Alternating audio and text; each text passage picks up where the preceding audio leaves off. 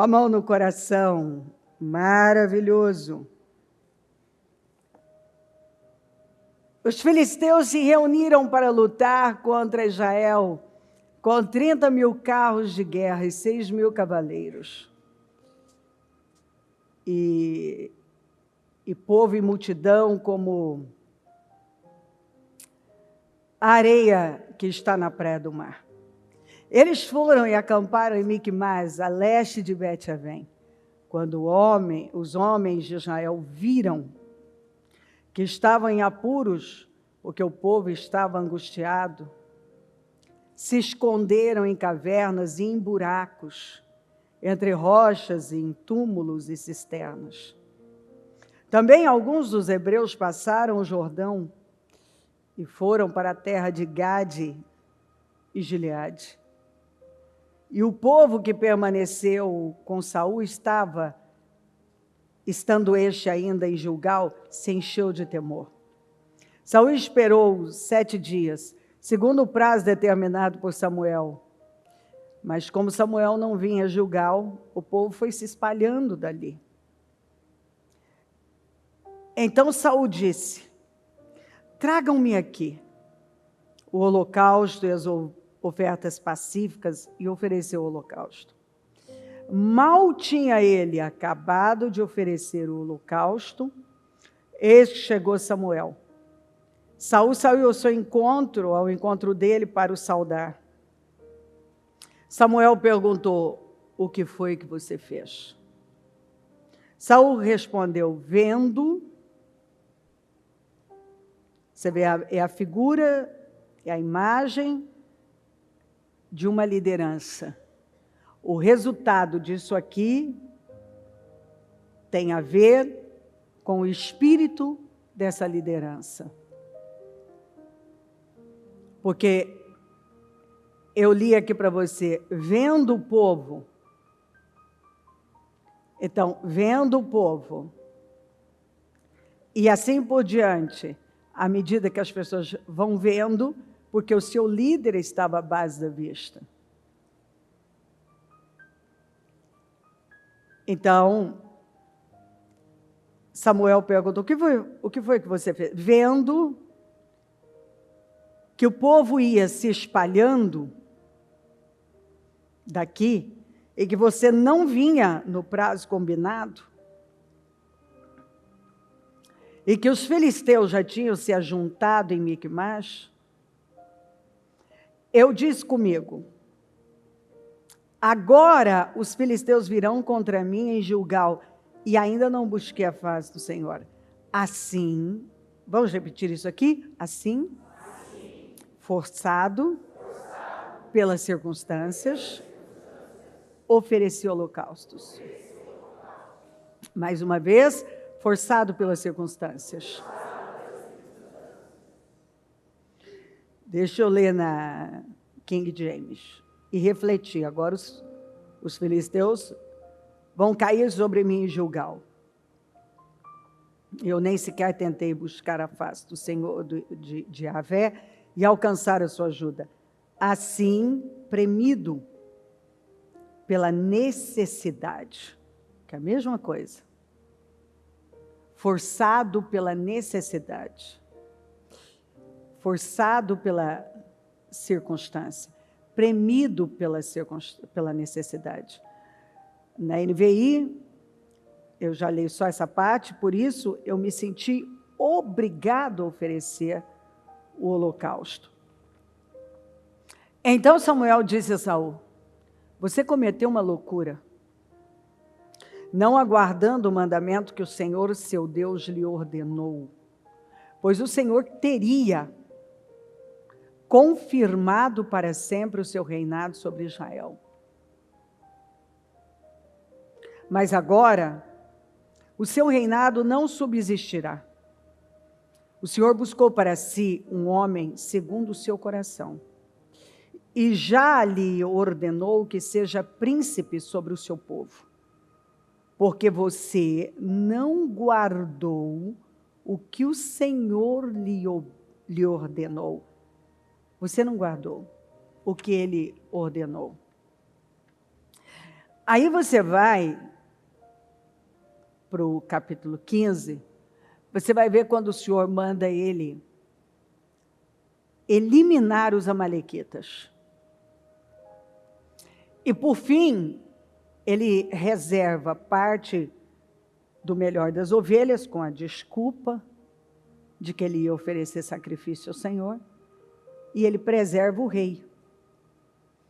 Enquanto isso, ele para e levanta um monumento em sua homenagem. Olha bem, veja quando uma pessoa está totalmente fora do eixo, fora da linha.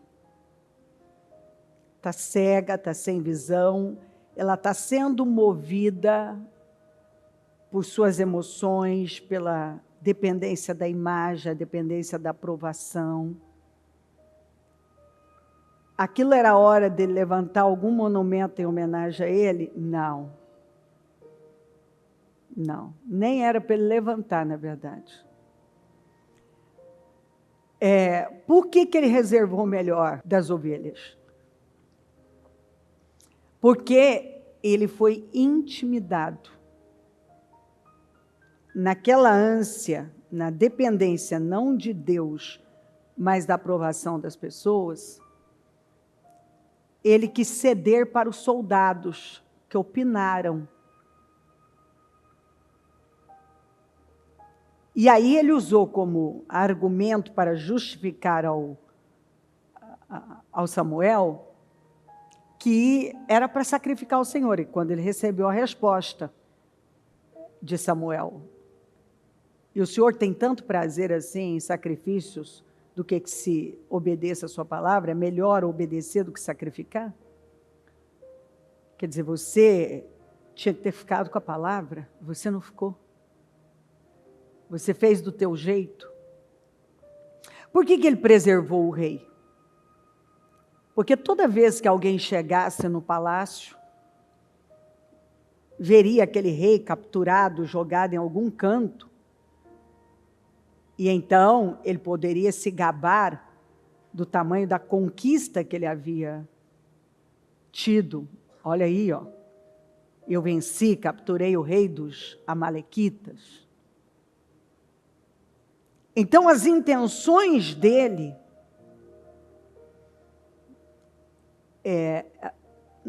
ele fez o que fez,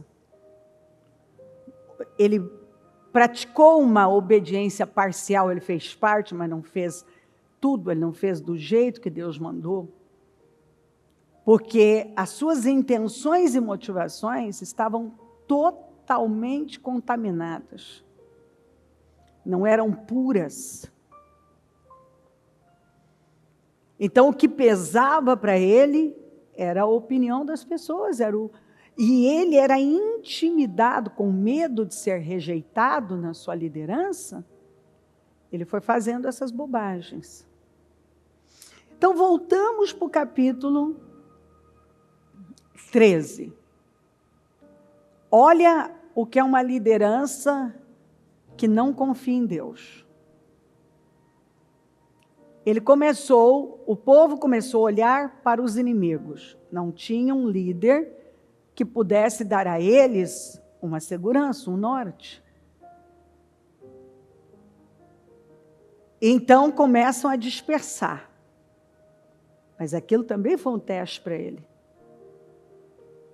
Você vê que situação que estava esse povo, que esse povo estava com tanto medo que atravessaram o Jordão, foram para a terra de Gade e Gileade, se esconderam em cavernas, em buracos, em rochas, em túmulos e em cisternas. Olha aqui.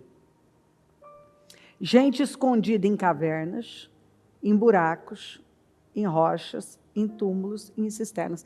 Ou seja, para onde ir? Até dentro de poços abandonados, de túmulos. Podia encontrar gente em tudo quanto é lugar, soldados. Tinha soldado escondido em tudo quanto era lugar.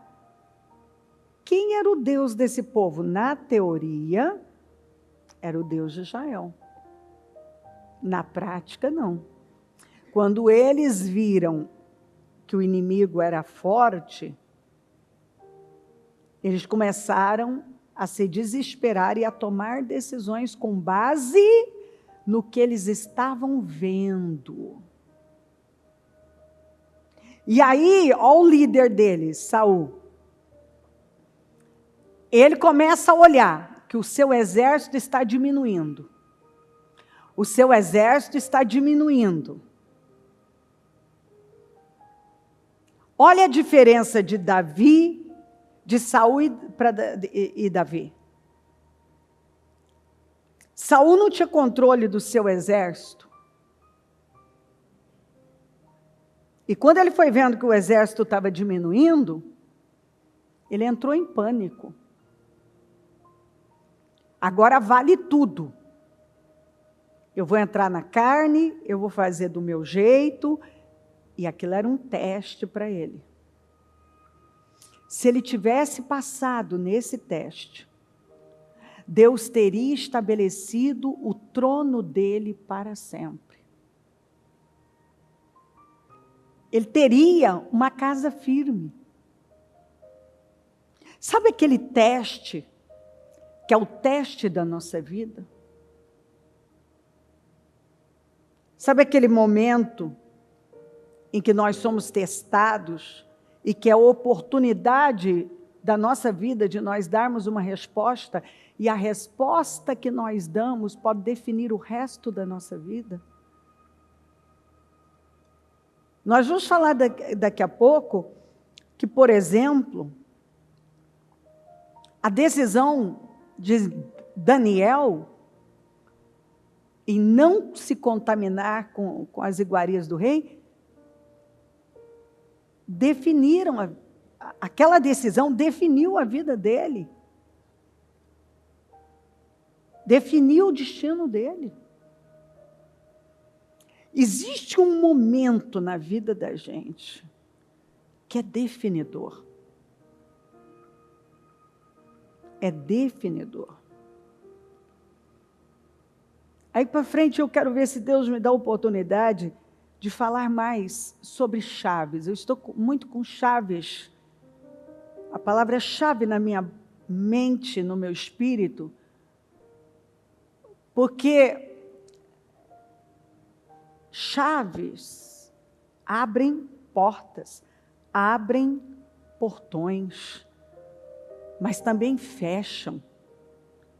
E uma chave, se ela não estiver bem ajustada, ela não vai funcionar direito.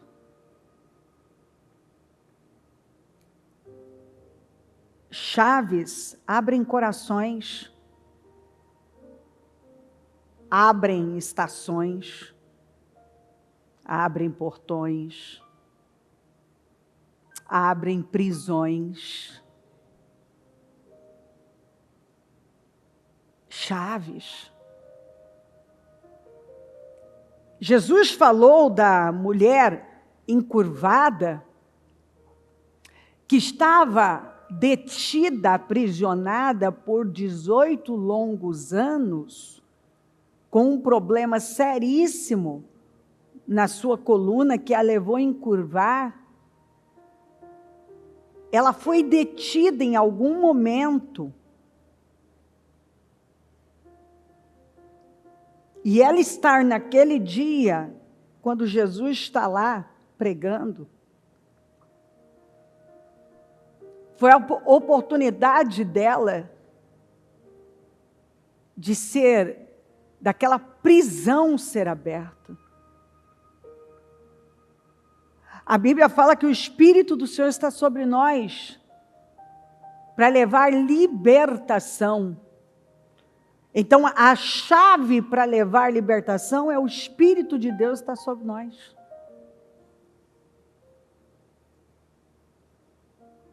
A mulher samaritana foi uma chave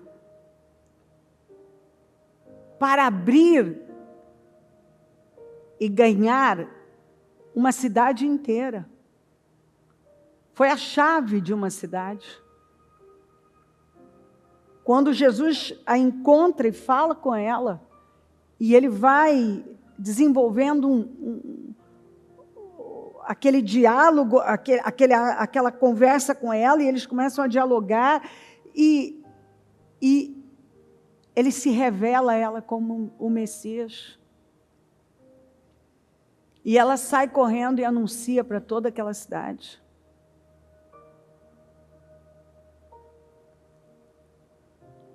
Nós estamos lendo, ou melhor, já lemos, estamos relendo o livro de Josué. E é incrível como nós vemos que a chave para abrir aquela fortaleza que foi Jericó, foi Raabe, foi uma prostituta.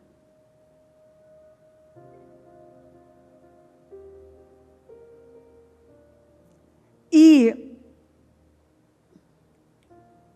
é lindo ver como aqueles espias entram na casa de uma prostituta.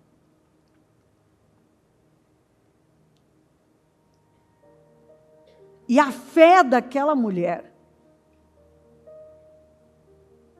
afetou a vida dela e a casa dela. E ali você vê uma das maiores restauração familiar, uma restauração familiar incrível, porque para ela salvar a família dela, ela teve que trazer toda a família, que foi a orientação dos espias, para dentro da casa dela. A gente não sabe como que começou esse processo, mas a casa dela é um prostíbulo. E agora trazer o pai, a mãe, os irmãos, tudo que eles possuíam para lá, era o resgate de uma família inteira, de um relacionamento, e ela foi a chave para resgatar, para salvar, e para aquela fortaleza incrível cair, porque começou com eles entrando ali. Pessoas são chaves. Você pode ser a chave da vida de alguém.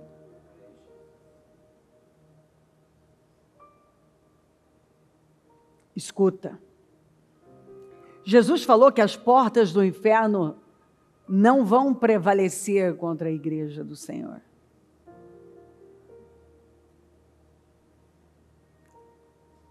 Mas as portas do inferno, elas não prevalecem. Ou seja, Jesus falou que Ele nos deu as chaves do reino dos céus. O que nós ligamos aqui é ligado no céu, o que desligamos aqui é desligado no céu.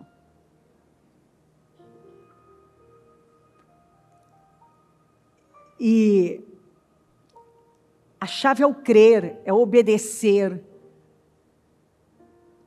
Como que eu vou enfrentar os portões do inferno sem crer? Quando você tenta arrombar uma porta, em nenhum lugar da Bíblia nós somos orientados, dirigidos a arrombar portas, mas a abrir portas.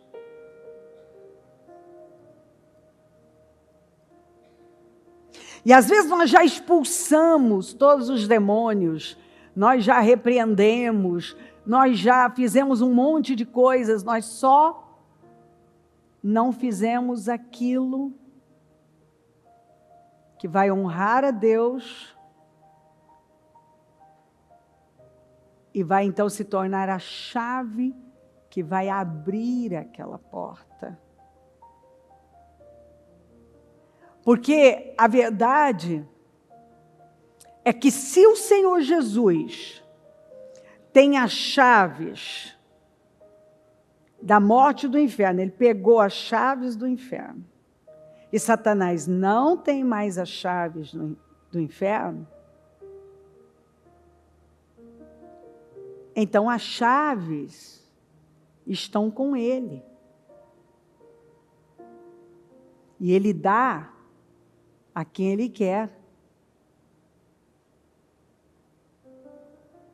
Então, quando eu me submeto a ele, eu dou condições dessa porta ser aberta. Eu já expulsei, já repreendi, já fiz um monte de coisas. Eu só não fiz o que funciona, que é dar condições, que é não ser movida pelas circunstâncias, pela necessidade.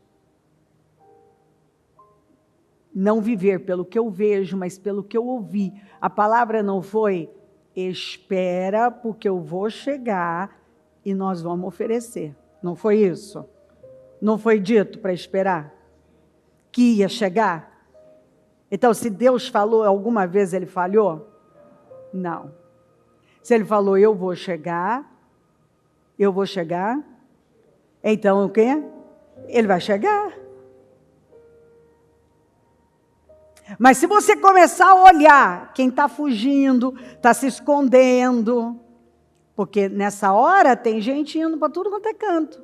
Você já começa a encontrar gente em buraco, em caverna, quer dizer, é mais seguro para essas pessoas, na cabeça delas, estar num túmulo qualquer, num lugar onde só tem gente morta, numa caverna, num buraco, atravessar o Jordão, quer dizer, não é atravessar o Jordão para a terra prometida, é ir ao contrário da terra. Voltar aí para o outro lado do Jordão, do que confiar no que Deus falou, espera porque eu vou chegar. Não, mas é que quando eu comecei a ver que os filisteus, o inimigo, estava se aproximando e os soldados estavam fugindo, eu me obriguei, forçado pelas circunstâncias, premido pela necessidade, eu fui lá e fiz o que eu não era para eu fazer. Quer dizer, eu passei por cima da palavra por causa do que eu estava vendo. Aí ele fala, forçado, as circunstâncias me forçaram. E eu, então, fiz um negócio. Que ele tinha ouvido, ele não ficou. O que foi questionado aqui? Por que você não obedeceu? Por que você não respeitou? Por que você não ficou com a palavra? É para você ficar com a palavra. Por que você passou por cima da palavra? Era para você ficar com a palavra. Então, muitas vezes é isso que as pessoas fazem. Elas passam por cima da palavra. Elas não ficam com a palavra, e aí elas dizem, foi a circunstância. Mas o que eu ia fazer? A circunstância, então, confiar, resista. Não, mas a circunstância, não, o que tem a circunstância? Você tem uma palavra de Deus. Aqui está o grande problema. Ficar com a palavra é a chave que vai abrir todas as portas que você precisa que sejam abertas. Quando você tenta arrombá-la,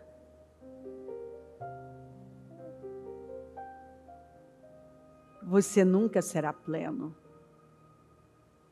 Mas como que essa porta vai ser aberta? Quando você fica com a palavra. É a chave. Raabe foi a chave porque ela creu no Deus de Israel. A samaritana foi a chave porque ela creu no Messias.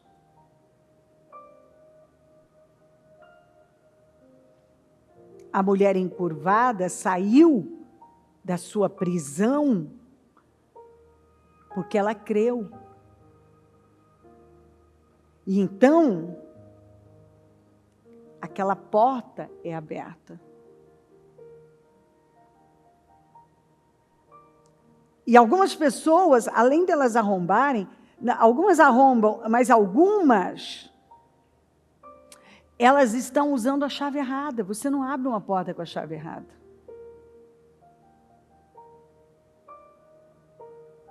E se essa chave não for feita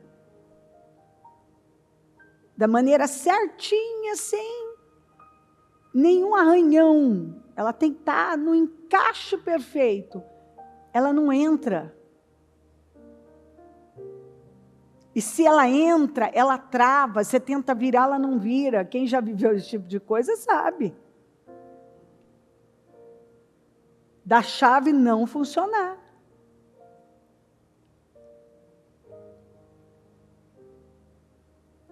Então, se você arrombar uma porta, você sabe o que vai acontecer. Você abre a porta, até abre, mas olha o estrago. Vai ter que trocar tudo aquilo lá. Arrebenta. Se você usar a chave errada, não vai abrir. Se você pegar uma chave que não está totalmente alinhada, adequada, perfeita para aquela fechadura, também vai travar.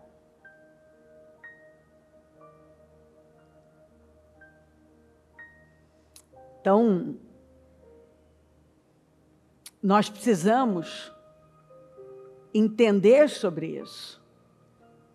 Talvez você não está conseguindo abrir corações porque está usando a chave errada. Você não está conseguindo ver portas abertas porque está usando a chave errada.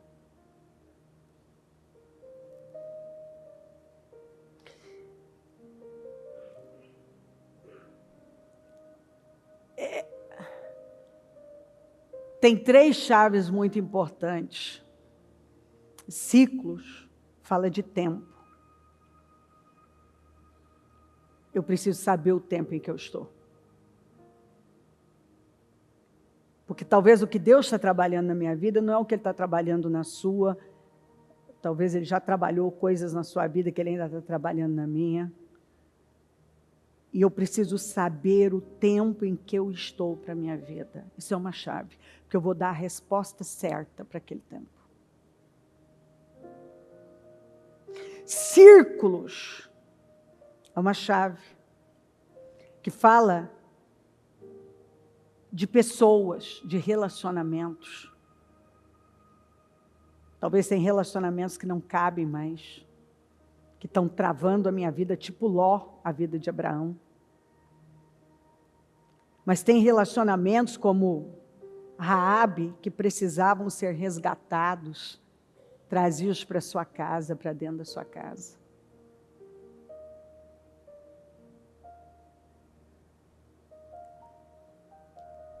E talvez até um relacionamento, o Senhor está falando do seu casamento, que é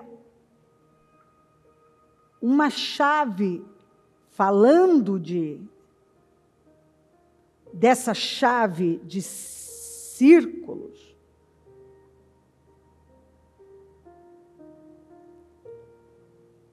O círculo íntimo.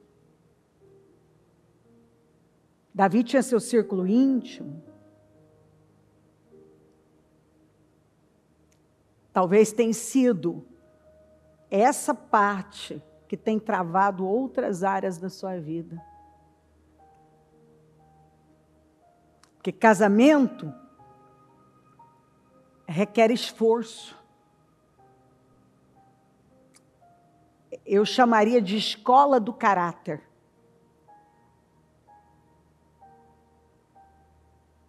Casamento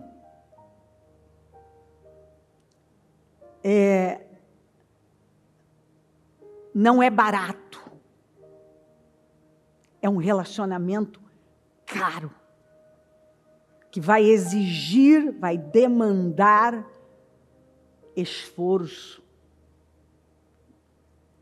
doação, renúncia, sacrifício. E se você não resolve essa parte, você não abre outras portas na sua vida.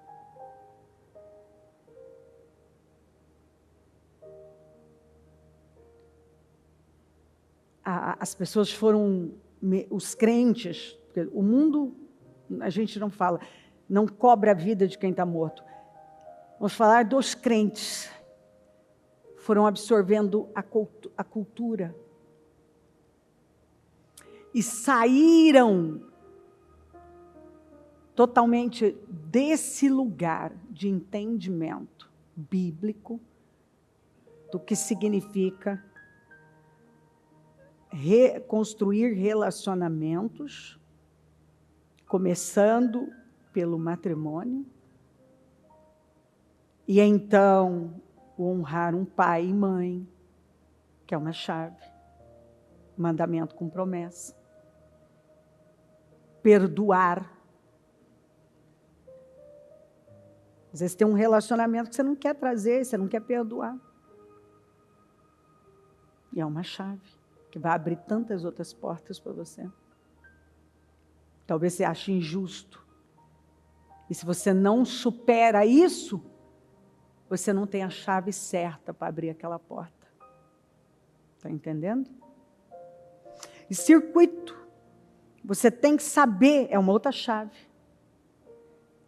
Você faz esse trajeto de casa, igreja, casa, trabalho, igreja. Que coisa maravilhosa.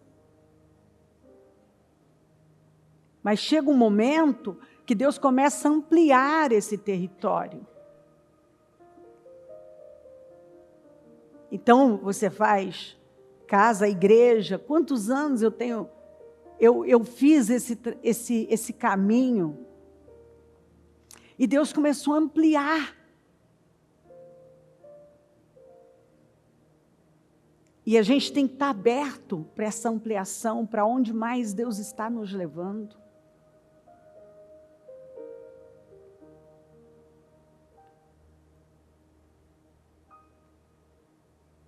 Buscar o discernimento.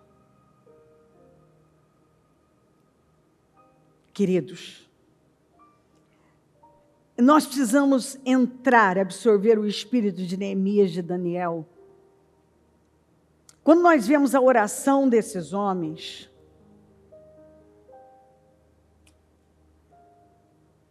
você vê claramente eles diante das assolações, deixando claro que o problema não era o inimigo, o exílio, mas o pecado.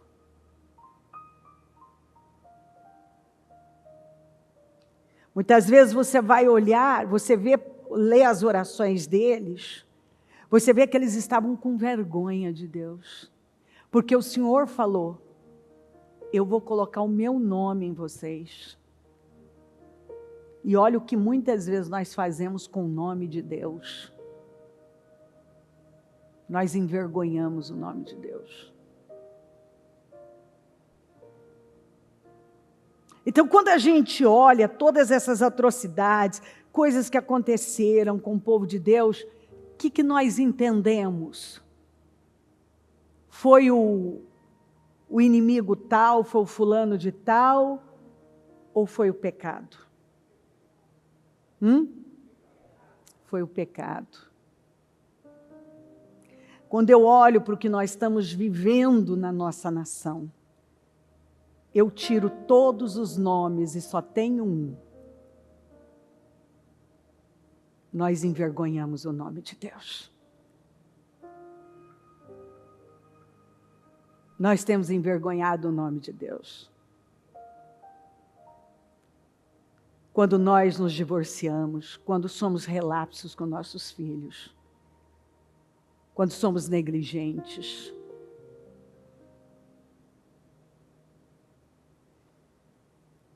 quando somos hedonistas.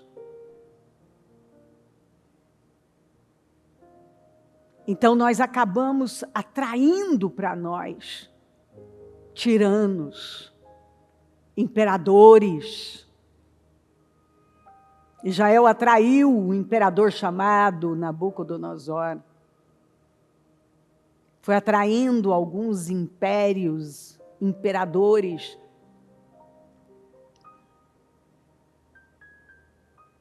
E quem é que estava por trás de tudo aquilo? Você já leu a Bíblia, você sabe, não é? Como que Deus tratou Nabucodonosor? Você lembra? Como? Meu servo. Para libertar, como que ele tratou Ciro? Meu pastor. Ímpios. Ele deu sonhos para ímpios, como o faraó nos dias de José, como Nabucodonosor.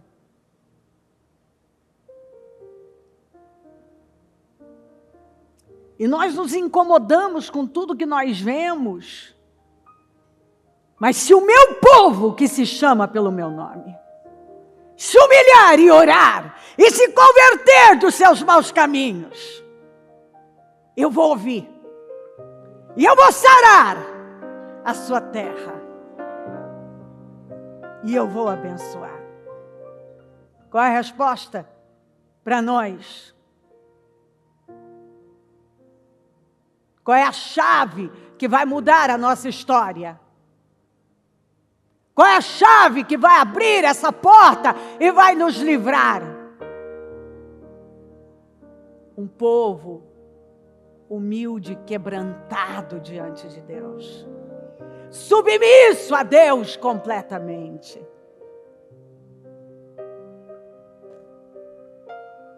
Completamente submisso a Deus. Quando nós nos incomodamos quando nós vemos a injustiça cometida pelos homens, mas a Bíblia diz que o Senhor está rindo deles. E Paulo disse que a nossa luta não é contra a carne nem sangue, mas é contra as potestades. E sabe qual tem sido o nosso problema? Lutar contra homens e não contra as potestades. Como que nós vamos abrir as chaves do reino dos céus? Estando submissos. Não olhando para as circunstâncias.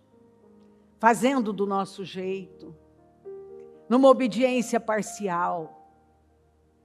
O reino dele ia ser estabelecido para sempre.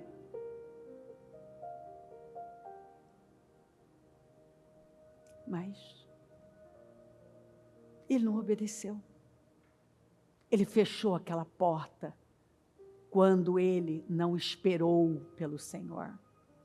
Tinha uma porta gigante aberta para ele. Deus abriu portas para muitas pessoas e elas foram lá, com a obediência parcial, com a desobediência, e fecharam. E o que vai abrir agora essa porta? O que vai abrir? O que vai abrir? Obediência. A desobediência fecha, a obediência abre.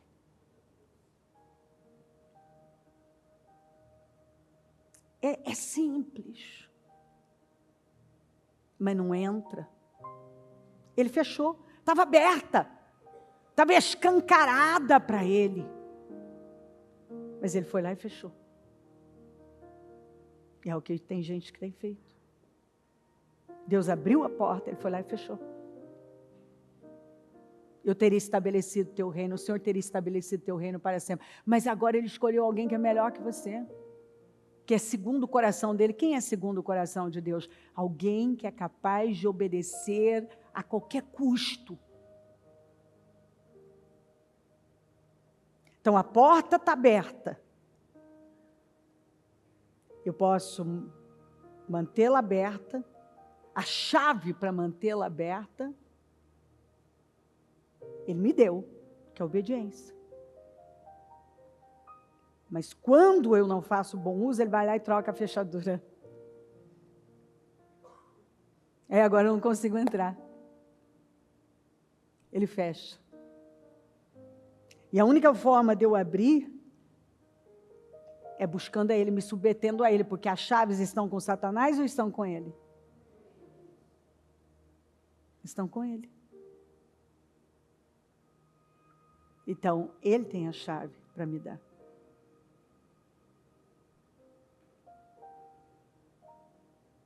E se isso entra,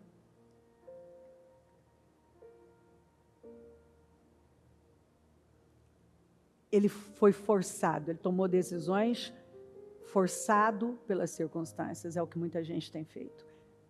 Ele sente, ele pensa, ele acha, ele está vivendo uma circunstância, ele vai lá e toma a decisão. E pode alterar o reino dele, o destino dele para sempre. Nós precisamos tomar uma posição hoje, nos levantar, entender essas coisas.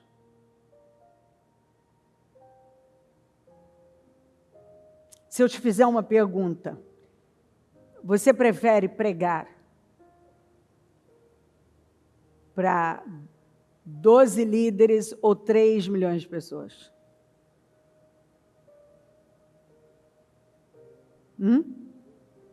Quanto? Quem falou 12 líderes? Levanta a mão para mim. E o restante? 3 milhões?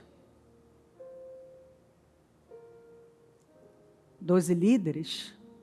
Porque 10, na verdade, mudaram a cabeça de 3 milhões.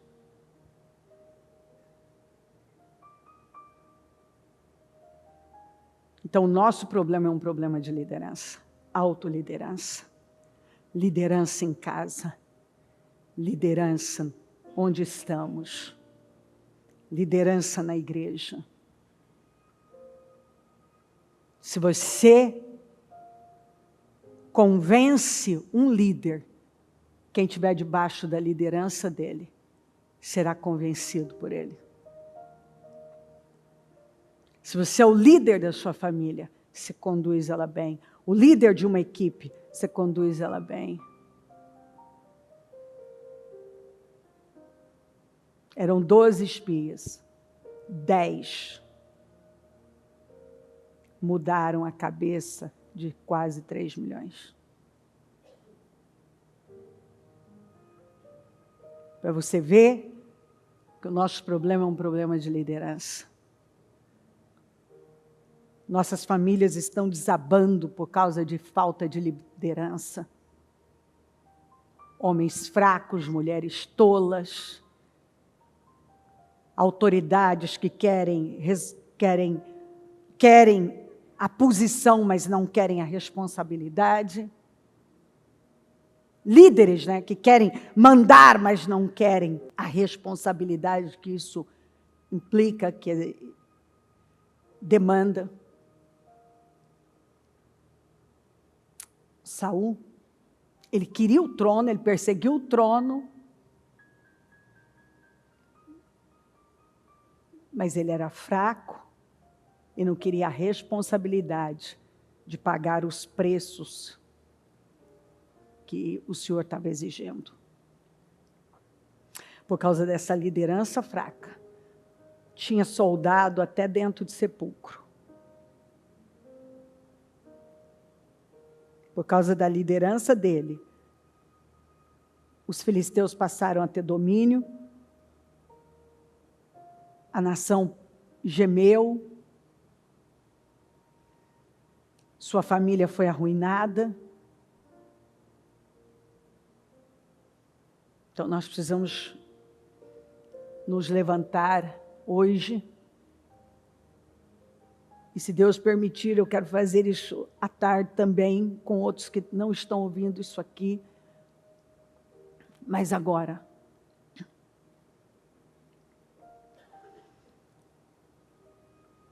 eu quero chamar você, constranger você, a buscar de Deus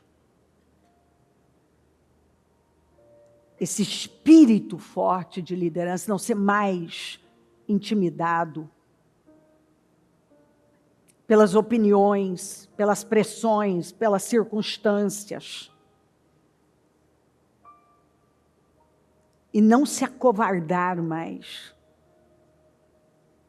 Porque aqueles 10 líderes que se acovardaram, se desencorajaram todo mundo. Eles levaram famílias inteiras a perecerem.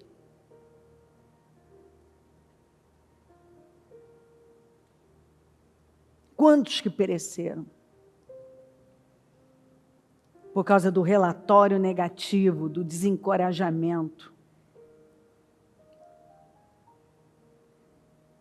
Se você hoje se sente intimidado, você é aquela pessoa que tem sido forçada pelas circunstâncias. E você não tem força para orar, você não tem força para romper. Feche os seus olhos.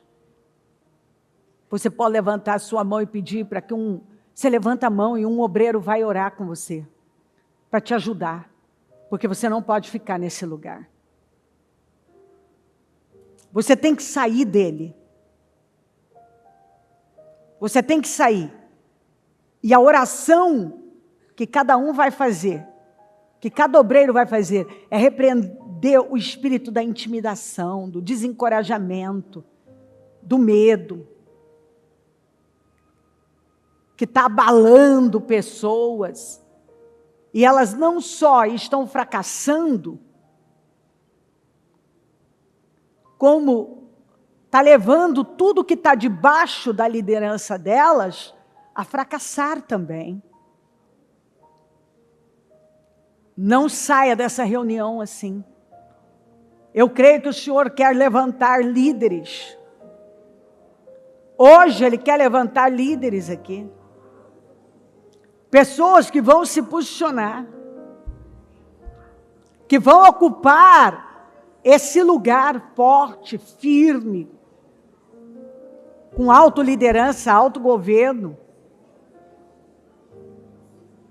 Pessoas que não vão mais ceder, não serão mais movidas pelas circunstâncias.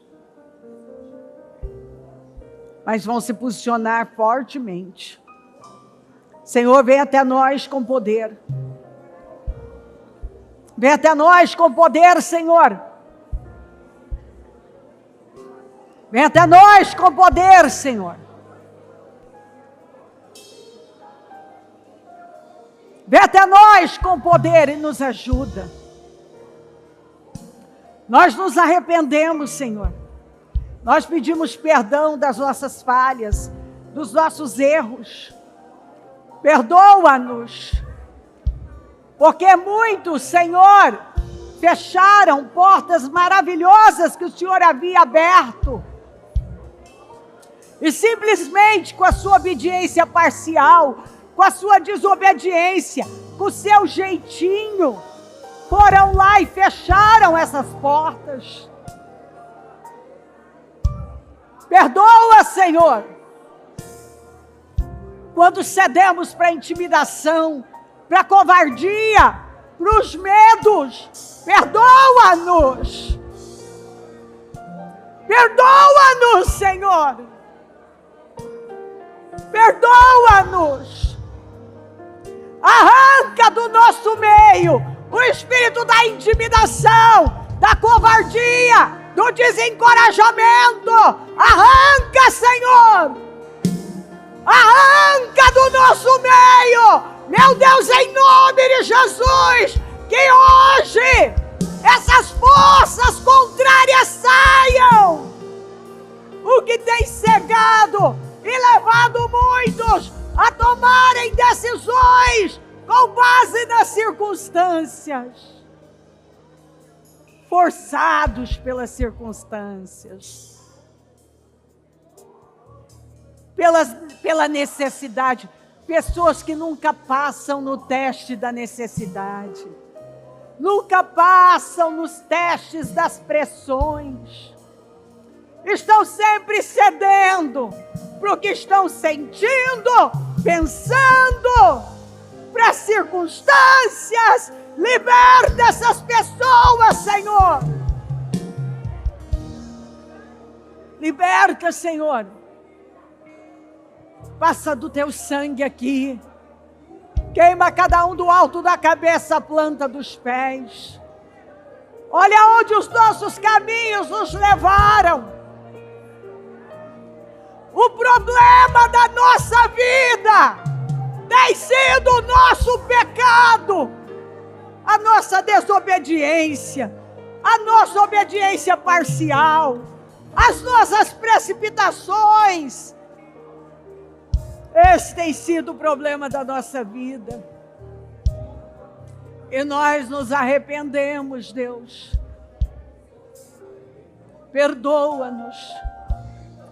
Perdoa os nossos pecados. Perdoa. Perdoa, Senhor. Perdoa os nossos pecados, Senhor. Perdoa os nossos pecados. Perdoa os nossos pecados. A nossa obediência parcial, as nossas precipitações, os momentos em que tomamos decisões pelas circunstâncias. Quando nós tivemos oportunidade de obedecer e não obedecemos, nos acovardamos. Quantos que têm sido intimidados, desencorajados, amedrontados, têm cedido, têm fracassado, como Saul, porque ainda dependem de coisas vãs. A nossa luta não é contra a carne nem sangue, Senhor, mas é contra as potestades. Chave, Senhor. Ajuda o teu povo a entender o templo, o ciclo em que está. A entender, Senhor, sobre relacionamentos, sobre círculo. Os relacionamentos que precisam ser resgatados. As coisas precisam ser mudadas. Circuito, Senhor. Que ela entenda o território em que ela deve estar. Porque muitas vezes tem gente querendo estar no território que não é para ele. Que a amizade que não é para ele. Está deixando relacionamentos que ele não pode deixar. E está correndo atrás de relacionamentos que o Senhor não tem para ele. São chaves, Senhor. Eu oro para que cada um entenda e se posicione sabiamente. Eu oro, Senhor. Venha com poder aqui hoje. Passa do teu sangue nesta reunião, nas mentes e nos corações. Transforma completamente. Eu abro o 6º jejum dos meus projetos de conquistas para 2024. Ano da unção de Josué. E eu peço que nesse dia mudanças radicais aconteçam. Que nenhuma pessoa fique no mesmo lugar, continue da mesma forma. Mas que hoje mudanças tenham acontecido. Que o temor do Senhor tenha tomado os corações. Que mentes tenham sido abertas. Que ela consiga ver, entender e se colocar onde ela deve estar. Como ela deve estar, para a honra e a glória do teu nome. Muda pessoas aqui hoje, dá entendimento, Senhor, dá visão, dá temor, dá clareza, abençoa-nos, é o que eu te peço, com essa sabedoria, com esse entendimento. Eu entrego essa reunião nas tuas mãos, passa do teu sangue aqui, acampa os teus anjos ao nosso redor, e que possamos ter um dia incrível para a glória do teu nome. Louvado seja o teu nome por tudo. Que hoje eu possa ver líderes se levantando, como Josué e Caleb, para fazer a diferença. E nunca mais, aquele que vinha sendo como um daqueles 10. Nunca mais volte àquele lugar. Obrigada por tudo. Seja conosco. Eu te amo, amém. Amém, amém. O Evangelho de Jesus Cristo é a boa notícia. Jesus tomou o nosso lugar pela punição do pecado, para que pudéssemos entrar em seu lugar de vida eterna. Eu convido você agora a se voltar para o Senhor em seu coração e dizer: eu o recebo como meu Senhor e Salvador. Eu entrego tudo nas suas mãos.